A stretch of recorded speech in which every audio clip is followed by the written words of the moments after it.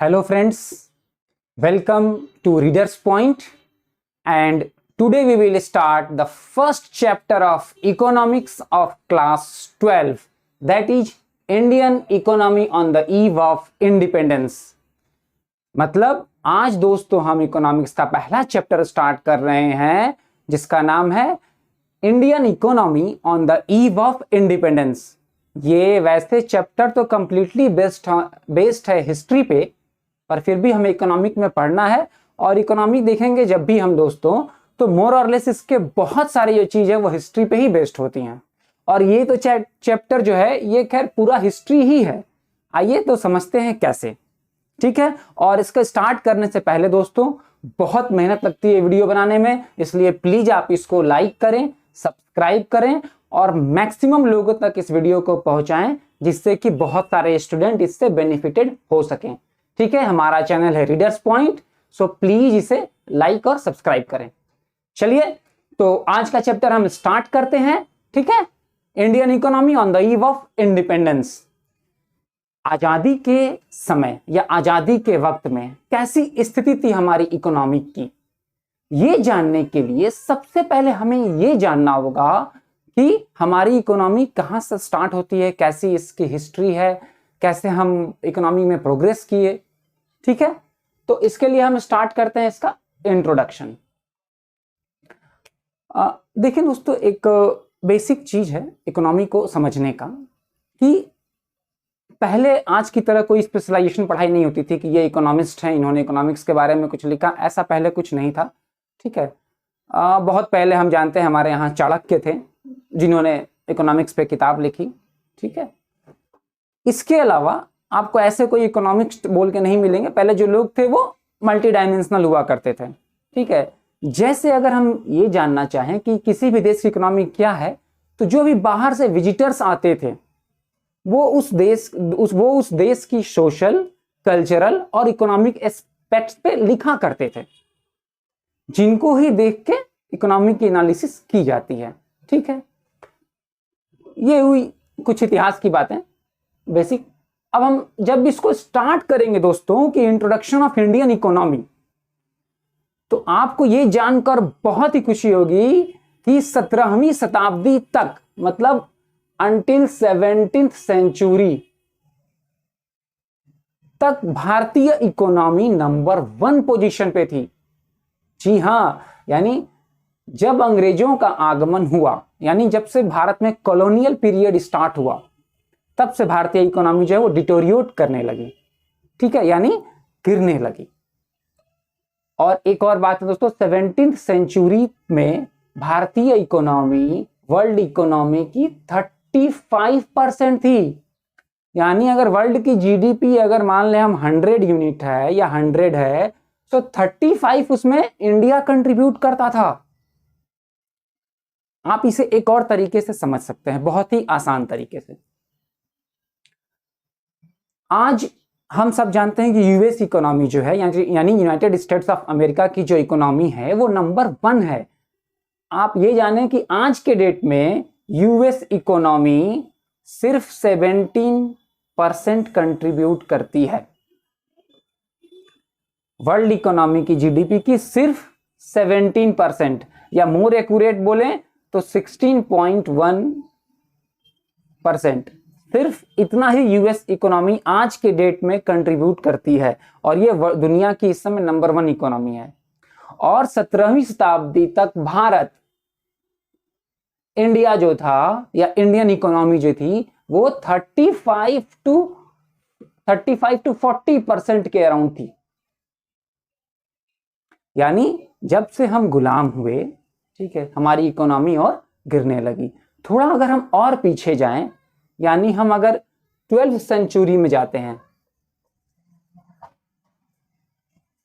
12th century में जाते हैं तो उस समय हम 40% कंट्रीब्यूट करते थे। अगर हम 12th सेंचुरी में जाएं तो हम उस समय अराउंड 40% कंट्रीब्यूट करते थे, और उस समय जो देश था वो कंप्लीटली इंडिपेंडेंट था।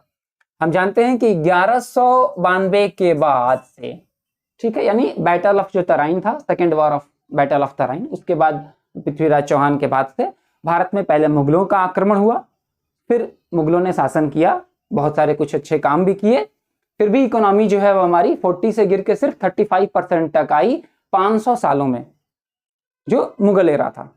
उसके बाद जब ब्रिटिश कॉलोनियल पीरियड आरंभ हुआ तो हमारी इकोनॉमी भयंकर रूप से गिरने लगी। जो रिचेस्ट इकोनॉमी थी वो one of the poorest economy में आ गई। यानी कि जब देश आजाद हुआ 1947 में, तो हमारी इकोनॉमी वर्ल्ड इकोनॉमी की मात्र 3% रह गई, ओनली 3%। यानी अंग्रेजों ने 35% पे हमारी इकोनॉमी को पकड़ा और हमें लाके छोड़ा 3% पे। मतलब उनके शासन का सिर्फ एकमात्र उद्देश्य था टू लूट द कंट्री, किसी भी तरह से इंडिया को लूटा जाए और अपने देश यानी ब्रिटेन को बड़ा बनाया जाए, चाहे वो एग्रीकल्चरल सेक्टर हो, चाहे वो इंडस्ट्रियल सेक्टर हो, चाहे वो फॉरेन ट्रेड हो, चाहे वो इंटरनेशनल ट्रेड हो, किसी भी तरह से बस एक ही एम था ब्रिटिश यानी कॉलोनियल गवर्नमेंट्स की, कॉलोनियल रूलर की, कि किसी भी तरह से इंडिया को डिस्ट्रॉय किया जाए, इंडियन इकोनॉमी को बर्बाद कर दिया जाए। और उन्होंने अल्टीमेटली वही किया। यानी हम जो पहले सुनते थे या हमें जो बताया जाता था कि भारत सोने की चिड़िया थी, तो ये कोई स्टोरी नहीं है, this is the fact. India was golden bird until 17th century तक भी हम थे, और 12वीं शताब्दी तक तो खैर हमसे अमीर कोई था ही नहीं सारी दुनिया में, और 17वीं शताब्दी तक भी हम सबसे अमीर थे। एक और बात जाने दोस्तों, आपको बड़ा आश्चर्य लगेगा ये सुन के कि 17वीं शताब्दी में जब हम 35% कंट्रीब्यूट करते थे, उस समय यूएस इकोनॉमी मात्र 1% कंट्रीब्यूट करती थी। यूएस इकोनॉमी उस समय यानी 17वीं शताब्दी में जो यूएस इकोनॉमी थी वो सिर्फ 1%, ओनली 1%, यानी one of the poorest economy थी यूएस इकोनॉमी। लेकिन फिर उन्होंने अपने आप को डेवलप किया, मैन्युफैक्चरिंग सेक्टर में गए, डिफेंस एक्सपोर्ट में गए, बहुत तरह के की उन्होंने डेवलपमेंटल काम किए, और आते आते आज के डेट में यूएस जो है वो नंबर 1 इकोनॉमी हो गई है। ठीक है, और ये भी आप जान लें, आपकी जानकारी के लिए बता रहा हूं कि आज के डेट में जो इंडियन इकोनॉमी है वो अराउंड 7.74% कंट्रीब्यूट करती है टोटल जीडीपी की। यानी आज जो हमारा वो जीडीपी है वर्ल्ड शेयर के हिसाब से वो 7.74% का है, और हमारा टारगेट है बाय 2024 हम इसे डबल डिजिट में लेके जाएं। ठीक है, ये इंडियन गवर्नमेंट की ऐसा पॉलिसी स्ट्रेटजी या टारगेट है। ठीक है, कि हम इसे जो हमारा अराउंड 8% के आसपास है, इसको हम अराउंड 8% बोल सकते हैं, इसे हम डबल डिजिट में लेके जाएं बाय 2024। इस प्लानिंग पे अभी इंडियन गवर्नमेंट काम कर रही है। ठीक है, होगा नहीं होगा ये तो बात की बात है। सो ये रहा दोस्तों इकोनॉमिक का ओवरव्यू। अब सवाल आते हैं कि ये ओवरव्यू जो पुराने ओवरव्यू मिलते हैं 12वीं शताब्दी में क्या है, मौर्य के समय हम कैसे आगे थे, तो इनका जो व्याख्यान है दोस्तों, वो जितने सारे फॉरेनर आए थे, जैसे कि मेगास्थनीज आए थे जिन्होंने इंडिका नामक बुक लिखी। मेगास्थनीज किस दौर में आए थे? मेगास्थनीज आए थे चंद्रगुप्त मौर्य के समय, यानी before Christ, 300 to 400 before Christ वो आए थे, और उन्होंने जो बुक्स लिखी उसमें उन्होंने बताया भारतीय इकोनॉमी के बारे में कि वो कितनी डेवलप इकोनॉमी थी उस समय भी। इसके बाद हम आते हैं तो जो चीनी पर्यटक आए जैसे कि फाहियान, वेनसांग, उन्होंने भी अपनी बुक्स लिखी। उन्होंने भी बताया कि भारतीय इकोनॉमी जो है वो वर्ल्ड की रिचेस्ट इकोनॉमी है। फिर हम आते हैं एल्बरूनी पर, इब्न बतूता, ठीक है, इन्होंने भी अपने बुक लिखे। मार्को पोलो, इन्होंने भी अपनी बुक लिखी। तो इन्होंने अपने बुक्स जब भी लिखे इकोनॉमिक के दृष्टिकोण से, सबने भारत को ही दुनिया का सिरमौर बताया इन टर्म्स ऑफ इकोनॉमी। यानी सबने में एक बात कॉमन थी, 17वीं शताब्दी के पहले जो भी पर्यटक भारत आए उन्होंने एक बात कॉमनली कहा, चाहे वो मेगास्थनीज हो, वेनसांग हो, फाहियान हो, अल्बरूनी हो, इब्न बतूता हो या मार्को पोलो हो, सबने एक बात कही कि Indian economy is the richest economy in the world. So ये जान के बहुत ही अच्छा लगेगा दोस्तों आपको कि एक टाइम पे हम सबसे अमीर थे, पर गुलामी कहते हैं ना कि दास्तां या गुलामी से बड़ी दुर्दशा मनुष्य की नहीं हो सकती। तो भारतीयों ने वो झेला और उसका परिणाम ये हुआ कि सबसे अमीर भारतीय अंततः one of the poorest country में हम शामिल हो गए। लेकिन ये भी पास्ट की कहानी है, ये at the time of independence था।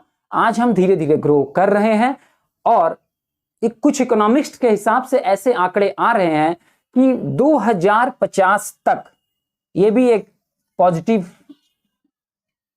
खबर है, पॉजिटिव एक एनालिसिस है, ये पॉजिटिव एनालिसिस है, पॉजिटिव फोरकास्ट है कि बाई 2000 नॉट 25 तक, तो हम सिर्फ वहां तक जाएंगे 2050 तक, यानी 2050 तक हम यूएस इकोनॉमी को भी पार कर जाएं। That is a forecast by various economist. ठीक है, so let's see what will happen. तो ये हमारा रहा basic introduction about Indian economy, history में कैसे कैसे हमने ग्रोथ किया, स्टार्टिंग फ्रॉम जो चंद्रगुप्त मौर्य से, जब से हमारे पास लिपि या लिखावट या इतिहासकारों के वर्णन अवेलेबल है तब से हमने, और आज तक, माने आजादी के समय तक ही हमें इस चैप्टर पे पढ़ना है। ठीक है, आगे जो हम पढ़ेंगे इकोनॉमिक्स पे 5 ईयर प्लान या अदर इकोनॉमिक प्लान जो हुए वो हम नेक्स्ट चैप्टर्स में कवर करेंगे। तो यहां हमने इंट्रोडक्शन समझा। अब आते हैं कि कैसे जो हम 35 से 3% पे आए कॉलोनियल रूल के दौरान, यानी ब्रिटिश रूल के दौरान, वो कैसे आए, उसके मेजर रीजंस क्या थे, आइए दोस्तों इनको समझते हैं। फाइन। सो देखिए कैसे हमारा एक्सप्लॉयटेशन हुआ। एक्सप्लॉयटेशन का मतलब होता है शोषण। कॉलोनियल, क्यों ये वर्ड यूज किया जाता है कॉलोनियल, इसके पीछे एक रीजन है कि कॉलोनी, ब्रिटिश जो थे यानी जो अंग्रेज थे, उन्होंने भारत को एक कॉलोनी मान लिया था। इंडिया को उनके उनके उनके जो शासन थे या वो जो रूल करते थे बहुत सारे कंट्रीज पे, तो उनको कॉलोनी मान लेते थे। तो इंडिया को भी उन्होंने एक कॉलोनी मान लिया और इंडिया पे वो रूल करते थे, इसलिए उन्होंने इसे कॉलोनियल रूल के हिसाब से इसे जाना जाता है। फाइन। सो कॉलोनियल रूल या कॉलोनियल एक्सप्लॉयटेशन उन्होंने जब स्टार्ट किया तो उसमें 3 मेजर फैक्टर्स हैं जिनको हम 1 बाय 1 करके स्टडी करते हैं। कैसे एक्सप्लॉयटेशन हुआ, तो जो हमारा मेजर सेक्टर था यानी agricultural sector, 85% population, 85% population of India at that time, at the time of colonial rule was dependent on agricultural sector. उन्होंने क्या किया, पूरे सेक्टर को निस्ते नाबूद कर दिया, बर्बाद करके रख दिया अंग्रेजों ने। और कैसे बर्बाद किया, अलग अलग सिस्टम्स लाए, जिसमें एक जमींदारी सिस्टम्स जिसने एक मेजर रोल प्ले किया in the exploitation of agricultural sector, यानी कॉलोनियल एक्सप्लॉयटेशन यहां पर जोड़ दें हम ऑफ एग्रीकल्चरल सेक्टर। ठीक है, मेजर रीजन क्या था, जमींदारी सिस्टम। कैसे, हाउ, तो ऐसा था कि उन्होंने क्या किया, अलग अलग रीजन्स में जमींदार उन्होंने, ठीक है, बनाए कुछ लोगों को, और जितने जमीन की जो टैक्स है, सिचुएशन चाहे जैसे भी हो, चाहे फेवरेबल हो या अनफेवरेबल हो, दोनों ही केसेस में जमींदारों को क्या था, जमीन के टैक्सेस यानी कि रेंट या किराया जो भी आप कह लें, वो उन्हें वसूल करना था। तो ऐसा सिस्टम उन्होंने बना दिया जिसमें कि सारे लोग ही फंस गए। ठीक है, तो इसके चलते जो एग्रीकल्चरल सेक्टर थी वो धीरे धीरे होते होते होते होते जब हमारा उपज ही नहीं होगा, बाढ़ आ गई, बरसात हो गई, सूखा पड़ गया, कोई भूकंप आ गया या XYZ, बहुत सारे रीजंस होते हैं एग्रीकल्चर में, जिसके चलते प्रोडक्टिविटी किसी जगह की कभी नहीं हुई।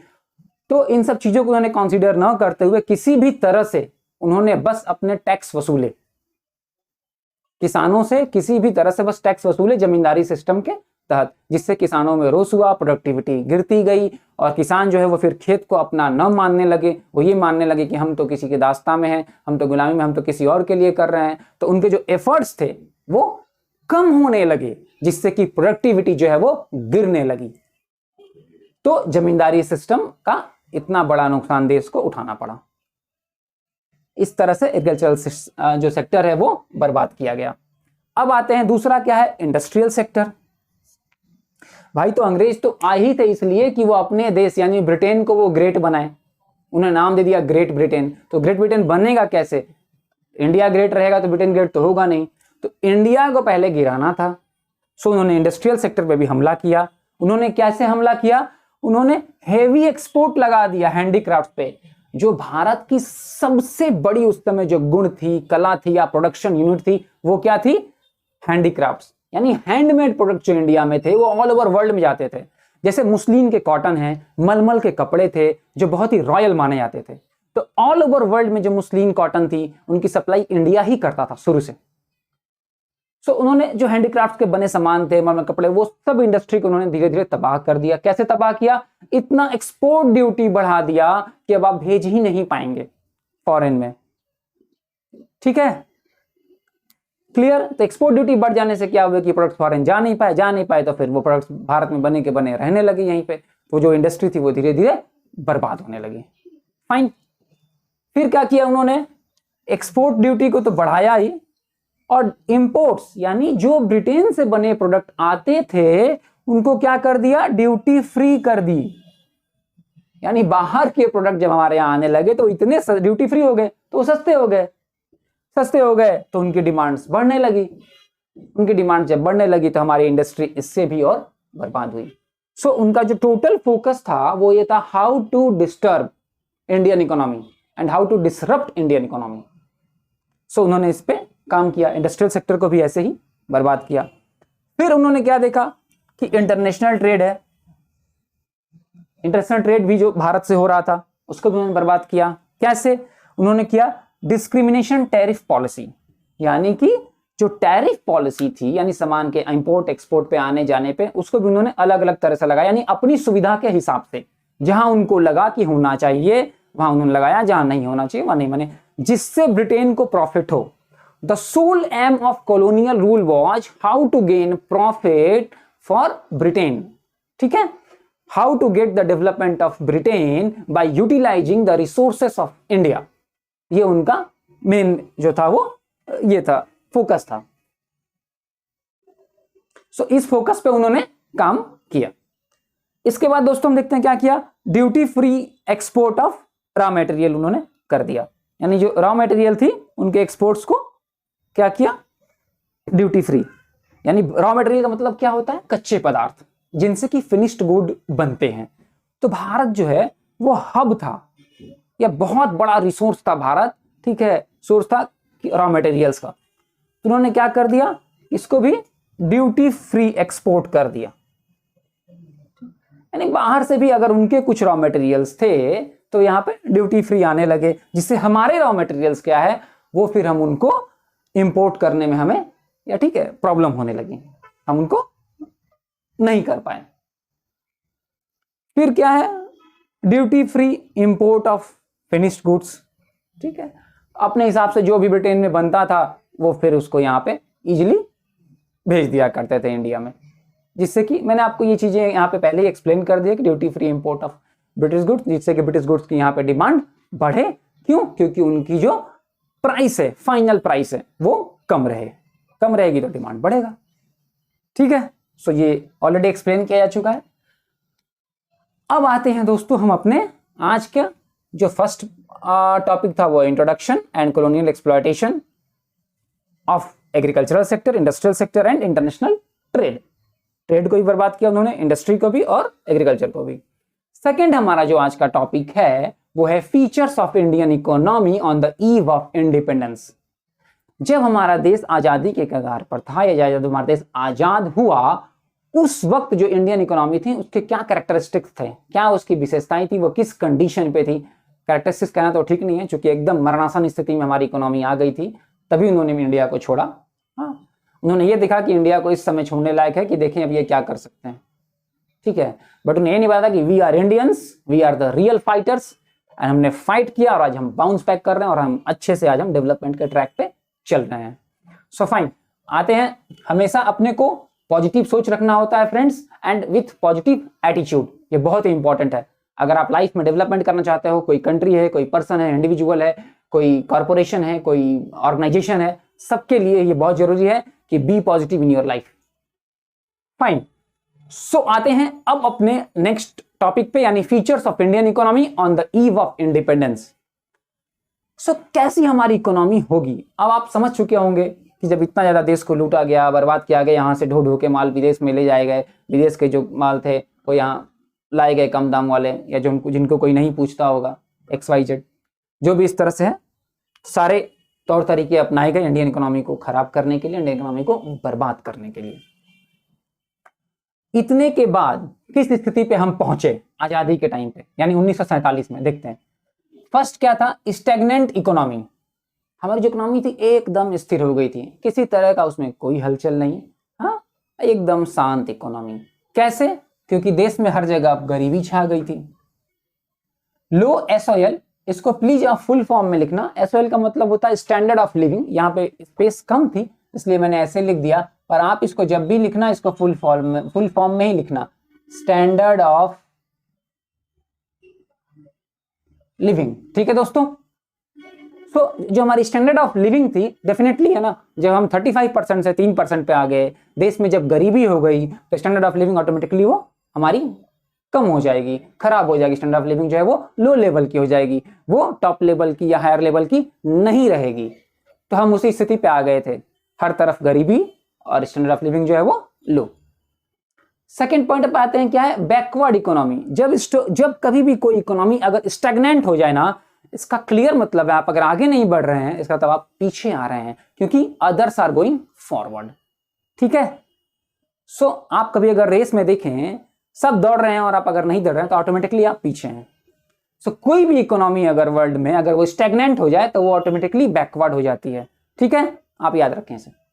सो बैकवर्ड इकोनॉमी हो गई हमारी, कैसे, लो पर कैपिटा इनकम हो गया, यानी जो हर इंडिविजुअल का जो इनकम था वो बहुत ही कम हो गया, कि हमारा स्टैंडर्ड ऑफ लिविंग बहुत ही खराब हो गया। ठीक है, जो हमारा इनकम था वो गिर गिर के बहुत ही लो लेवल पे हम आ गए। फिर एग्रीकल्चरल बैकवर्डनेस। अब जब स्टैंडर्ड ऑफ लिविंग खराब होता है तो वो हर सेक्टर में होता है, इंडस्ट्री में भी होगा, एग्रीकल्चरल में भी होगा। तो एग्रीकल्चरल बैकवर्डनेस हो गया। कैसे ये हुआ? क्योंकि हमारी जो प्रोडक्टिविटी है वो बहुत ही खराब हो गई। मैंने बताया था आपको कि जो भी किसान थे वो जब खेत को अपना मानने ही नहीं लगे, और फिर उन्होंने क्या कि खेत में अपना खून पसीना या जो जितनी मेहनत थी उतना करना उन्होंने बंद कर दिया। इससे क्या हुआ, प्रोडक्टिविटी जो हमारी वो बहुत ही खराब होती चली गई। और कभी कभी जब उनको जो गवर्नमेंट से मदद मिलती है वो सारी मदद मिलनी बंद हो चुकी थी, जैसे कि सब्सिडीज होती है या कुछ अदर तरह के किसानों को राहत होते हैं ड्यूरिंग सूखा के दौरान, ड्रॉट के दौरान, या फ्लड के दौरान, या अर्थक्वेक, या इस तरह की किसी भी जो नेचुरल डिजास्टर होता है उस समय जो हेल्प मिलती है गवर्नमेंट से वो सारी बंद हो गई थी। तो किसान भी क्या करें, कैसे फिर प्रोडक्शन को बढ़ाएं? तो इस वजह से हमारी जो प्रोडक्टिविटी थी एग्रीकल्चर सेक्टर की वो लो हो गई। फोर्थ पॉइंट इसमें हमारा है इंडस्ट्रियल बैकवर्डनेस। इंडस्ट्री भी फिर हमारी बैकवर्ड हो गई। कैसे? कि किसी तरह का नो कैपिटल गुड्स। ठीक है, कोई भी कैपिटल गुड्स नहीं था। कैपिटल गुड्स का मतलब आप पहले समझ लें दोस्तों कि what is the meaning of capital goods. Capital goods जब कहा जाता है तो इसका मतलब ये होता है कि ऐसी मशीनरी जो कि फिनिश्ड प्रोडक्ट्स बनाएं। सो देश में इनकी भी बहुत कमी हो गई थी। ठीक है, कैपिटल गुड्स जब मैं कहता हूं तो मतलब होता है ऐसी मशीनरी, ऐसे मशीन्स जो कि फिनिश्ड प्रोडक्ट बनाए फॉर रेडी फॉर कंजम्पशन। सो इनकी भी देश में कमी हो गई थी। भाई जब सब लूट के आप लेके चले गए हो अपने देश में, तो फिर यहाँ वो रूल का मतलब ही था, ब्रिटिश रूल का मतलब ही था कि इंडिया को बस लूटना है और लूटते ही जाना है। ठीक है, तो ये नहीं था। और हैवी इंडस्ट्री तो बिल्कुल देश में नहीं थी। ठीक है, हैवी इंडस्ट्री भी देश में एकदम ना के बराबर हो गई थी। हाँ, 1907 में एक टाटा ने फैक्ट्री लगाई थी। ठीक है, और बस ऐसे ही चंद एक दो फैक्ट्रियां थी, तो वो तो नेग्लिजिबल हो जाती हैं इतने बड़े कंट्री में। पर आप याद रखें कि 1907 में टाटा ने आयरन फैक्ट्री एक लगाई थी यहाँ पे। फिर पुअर इंफ्रास्ट्रक्चर। अब जब एग्रीकल्चरल बेस नहीं है, इंडस्ट्रियल बेस नहीं है, इंफ्रास्ट्रक्चर आप गुलामी में जी रहे हो, ठीक है, सब कुछ पे आप डिपेंडेंट हो, तो फिर इंफ्रा बनाएगा कौन? इंफ्रा सिर्फ वही बनाए गए जैसे कि ट्रांसपोर्टेशन के साधन जिनसे कि भारत से लूट के ले जाने में आपको आराम मिले। सो ब्रिटिश गवर्नमेंट ने क्या किया, या कॉलोनियल रूलर ने क्या किया कि सिर्फ इंफ्रास्ट्रक्चर को उन्हीं सेक्टर में डेवलप किया थोड़ा बहुत, जिससे कि उन्हें माल ले जाने में सुविधा हो, चाहे वो पोत के बंदरगाह के माध्यम से हो, रोड के माध्यम से हो, या रेल के माध्यम से हो। ठीक है, सो इंफ्रास्ट्रक्चर बाकी सेक्टर्स में एकदम नील रहा, किसी सेक्टर पे कोई काम ही नहीं हुआ। Heavy dependence on import. उसके बाद क्या हुआ, जब हमारे ये एग्रीकल्चर सेक्टर बैठ गई, इंडस्ट्री सेक्टर बैठ गई, इंफ्रास्ट्रक्चर खत्म हो गया, तो हम डिपेंडेंस किस पे हो गए? इंपोर्ट्स पे। फिर तो जो बाहर से सामान आएगा वो खाएंगे, नहीं आएगा तो फिर मुश्किल है हमारे लिए। जब हम हर जगह से डिपेंडेंट हो गए, ठीक है, सो इंपोर्ट्स पे हम हाईली डिपेंडेंट हो गए। जो भी इंपोर्ट्स होकर सामान आता था हमें बस वही यूज करना था, क्योंकि हमारे हर जगह से हम गिरने लगे थे। ठीक है, तो दोस्तों आज का जो क्लास था वो बेसिक हम कह सकते हैं वो more on history rather on economics, पर ये चैप्टर ही ऐसा है कि इसमें आपको हिस्ट्री का ज्यादा नॉलेज मिलेगा। ठीक है, सो आप जरूर कमेंट बॉक्स में जाएं और बताएं कि कैसा लगा आपको चैप्टर। अगर कोई टॉपिक इसमें आपको ना समझ में आया हो तो आप उसे कमेंट बॉक्स में डालें, उसे मैं दोबारा एक्सप्लेन करूंगा। ठीक है, और इसे दोस्तों एक बार फिर रिक्वेस्ट करता हूं कि बहुत लोगों के साथ शेयर करें, जो भी क्लास 11 या 12 में पढ़ने वाले हैं या और भी जो लोग हैं बीकॉम में पढ़ते हैं, उनके लिए भी ये चैप्टर इंपॉर्टेंट है। और ये बहुत ही यहाँ पे आसान तरीके से आपको समझाया गया है सारे एग्जाम्पल्स के साथ। ठीक है, सो इसमें एक पार्ट और रह गया है जिसको हम अगले वीडियो में कवर कर देंगे, आपका ये चैप्टर पूरा कंप्लीट हो जाएगा। ठीक है दोस्तों, आप स्क्रीनशॉट इसका ले लें। Okay, thank you for watching it.